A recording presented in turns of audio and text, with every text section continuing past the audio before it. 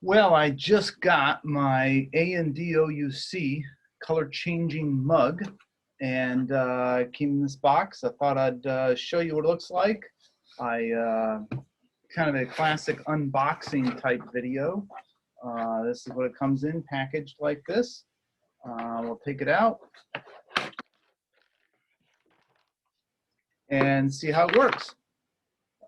It comes looking like this. I did wash it out, so yes, I put it back in, but it looks like this before you pour hot liquid in it. And I just made some tea, so let me pour that in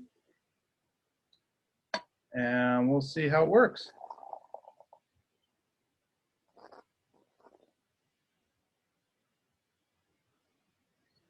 So pour up some tea, and you can see the color changes over time as it heats up from the bottom up. Hey, that's pretty cool.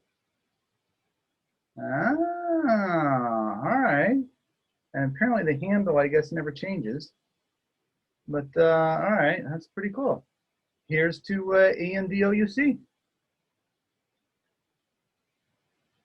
That's pretty good.